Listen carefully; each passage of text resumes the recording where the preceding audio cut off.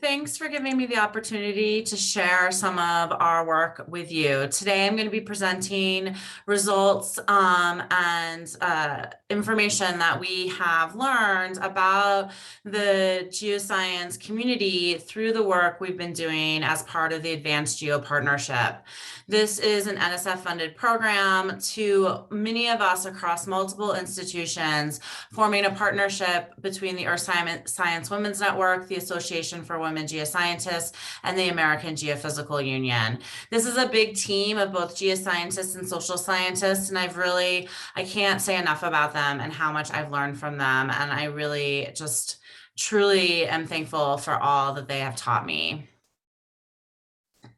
Before I continue, I want to acknowledge the land that I live on is the original homeland of the Ute tribal nation.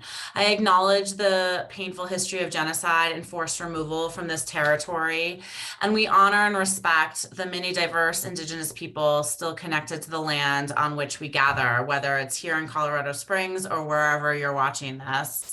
Please take a moment to consider the many legacies of violence. And I want to remind us all that this is especially relevant today because Native and Indigenous women experience some of the highest rates of violence in this country and across the world, and continue to be disproportionately underrepresented in academia and across the sciences. So as I'm guessing most of you know, we have a problem with diversity and inclusion in STEM. The STEM workforce does not reflect our society as a whole.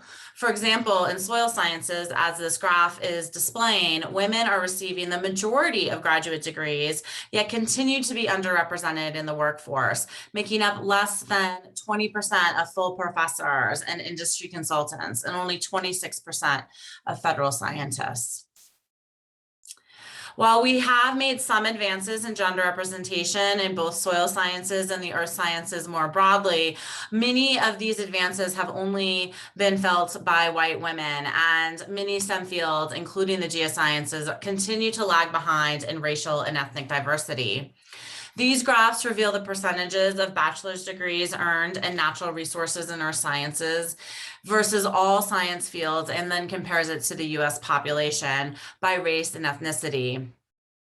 The earth and natural resource sciences are less diverse than other STEM fields combined and have disproportionately lower participation across all groups, especially Black and African American students, Hispanic and Latino, American Indian, or Alaskan Native. And these patterns continue on at the doctorate level. And this is in part due to the fact that we have hostile spaces that we're asking folks to survive in. How can you thrive if your goal is to survive? So this is data from multiple studies that represent both the earth sciences as well as other STEM disciplines. 76% of PhD students experience gender harassment or racial discrimination. Greater than 50% of women geoscientists have been sexually harassed at work. 71% of women doing fieldwork experienced inappropriate comments, and 26% experienced assault. And this is the work by Kate Clancy and colleagues looking at the field of anthropology and archaeology. We have no reason to suspect that numbers would be any different in our field. 40% of women of color versus 27% of white women felt unsafe because of their gender, while 28% of women of color felt unsafe because of their race. And now in our own survey, we found that 57% of disabled geoscientists or scientists who identify with having a disability have experienced insulting remarks.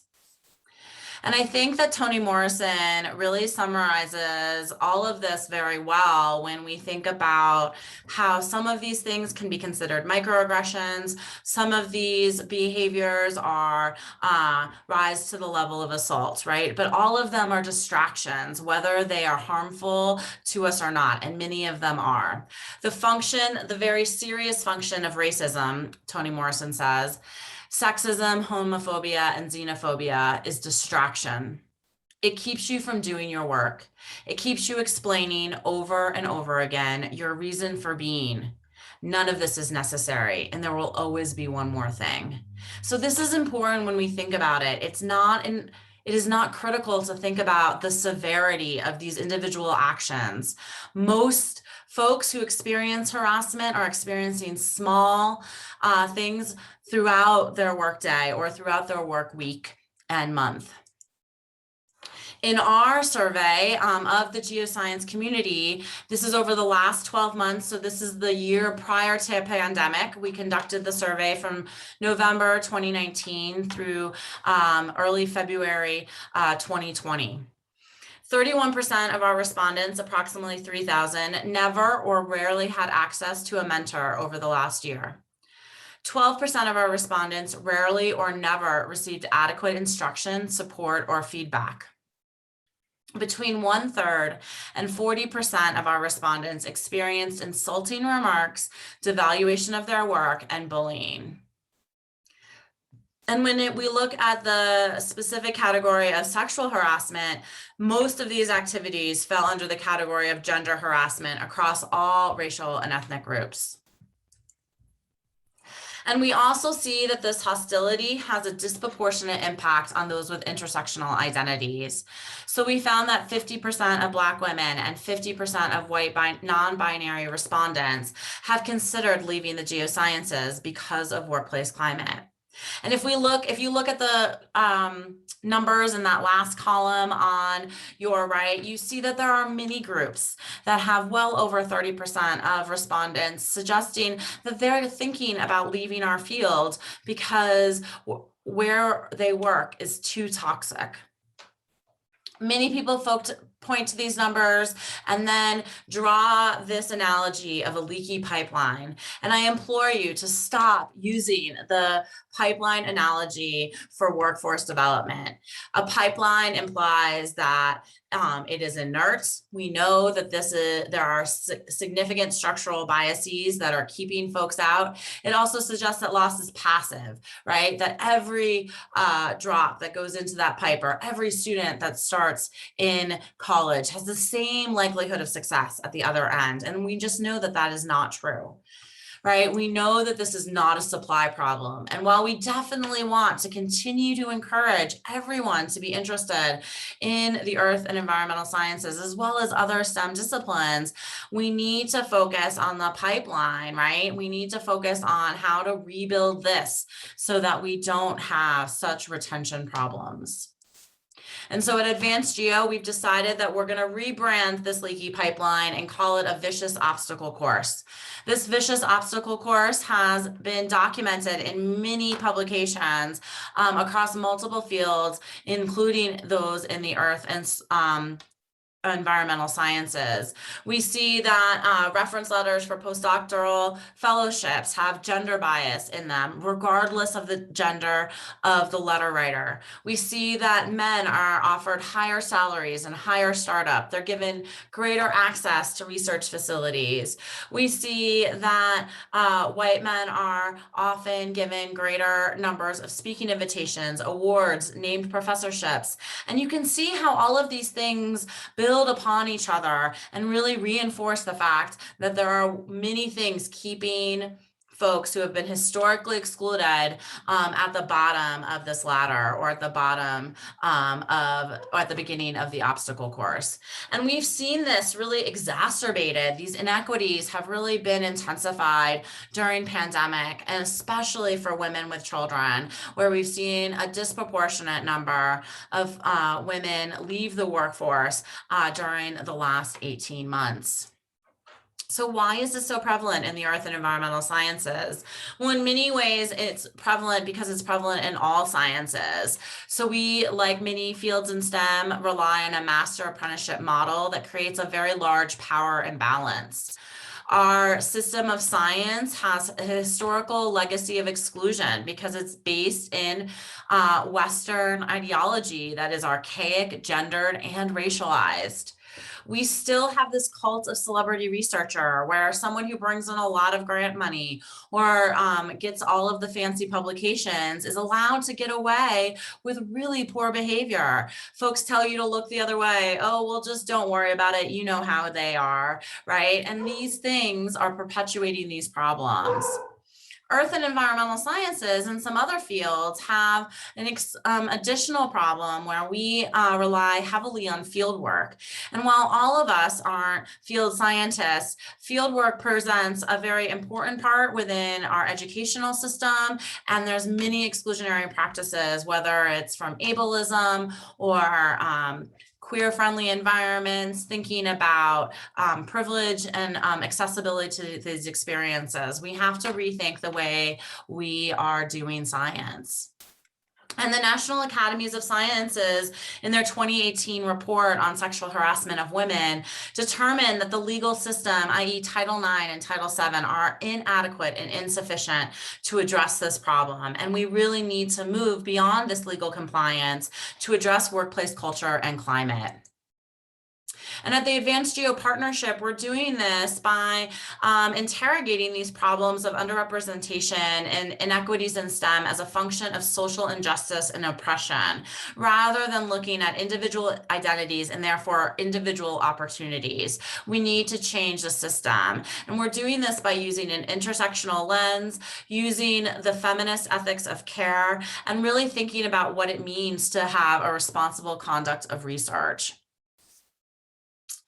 And we're doing this by trying to create community-based intervention, creating social responsibility through our interrelationships with each other, trying to hold each other accountable in our community, as well as holding our leadership accountable to move us forward.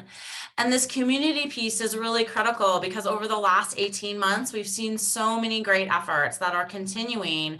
And I hope you engage with this really rich landscape of opportunities to learn and become a better person and scientist. Because we really need to change culture at all levels. That of course starts with us individually, but individuals make up all of these larger things, whether it's institutions, departments, and funding agencies. And we really need to think about ways to intervene at all of these levels. With ADVANCEGeo, we're really focused on this community engagement piece, leveraging professional societies to influence the culture while promoting our community or bystander intervention training that's really focused on recognizing power dynamics and thinking about how to teach folks through very relatable scenarios. So we're tailoring all of our workshops to our audience. We, the geoscientists, are the ones who are facilitating these workshops. And I think that this really helps because it helps us have a very inclusive conversation. And so if you are interested in requesting a workshop, you can go to our website hosted by CERC at Carleton and request a workshop. Please know that we're booked up through January, so please get on our schedule, but we would love to bring this to your department or lab group. And in addition, we're looking for more folks who want to join us and become trainers, so be on the lookout for that.